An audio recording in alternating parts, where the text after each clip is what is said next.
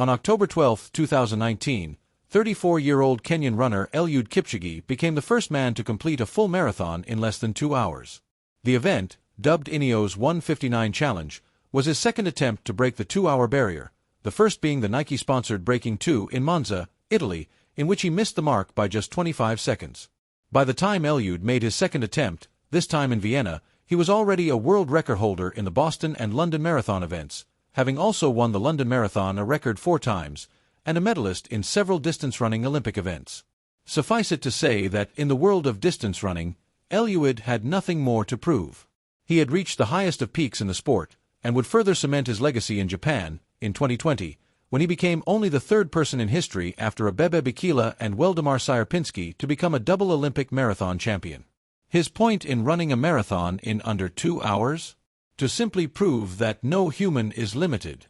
But what Eliud actually proved on the 12th of October 2019, when he finally broke the 2-hour barrier at Vienna, is that humans, when they work together, can become invincible. It was a team effort that allowed Eliud to achieve his historic feat. Firstly, the run featured a pace car showing projected finish times and carrying a laser system that projected where the pacemakers should run. Crucially, it acted as a large barrier for reducing drag. Ineos says the electric car had been altered to make its cruise control more accurate than that of regular models. Throughout the track, which had been specifically picked by the Ineos team for its efficiency, Eliud was constantly fueled with unfettered access to his favorite carbohydrate-rich drink, courtesy of a cyclist who rode alongside the group, which he'd drink and toss back at his team to allow them to measure exactly how much he was drinking and if it was the required amount. Nike also made an updated version of their controversial Vaporfly shoe for the event, which helped Kipchoge to run more efficiently. Every marginal gain to be had was utilized. But perhaps the most important asset of Eliud's team was the pacemakers, which featured 36 of the world's top athletes who helped to block the wind and could consistently run the 4 minutes and 34.5 seconds per mile pace that was required to break the barrier. At any given time throughout the race, a group of 7 pacemakers were in front of Kipchoge in AV formation. Kipchoge was placed at the bottom of the formation with 2 pacemakers running behind him. During the run, the pacemakers worked in teams to rotate in and out of the race during each of the 9.6 kilometers laps of the course. They changed positions at the finish line on each lap. This ensured that Eliud ran with a constant supply of fresh pacemakers to challenge him. And lastly, the whole track from start to finish, unlike in his Monza attempt, was lined with fans cheering for the Kenyan and bearing witness to a historic run. At home in Kenya and around the globe, fans watched the race on their television screens, further boosting the runner's spirit. None of this could have been achieved without the input and efforts of so many people working towards a common goal. Towards the last few hundred meters of the race, the last batch of pacemakers maneuvered out of Eliud's way, leaving him to complete his historic run. In the documentary titled Kipchoge, they can be seen falling behind and celebrating as if it were them that had crushed the 2-hour barrier. They had successfully worked together towards a single mission. It's this alignment to a common goal and purpose that makes great teams. When goals are aligned, everyone runs at the same pace and challenges the next person to maintain that pace.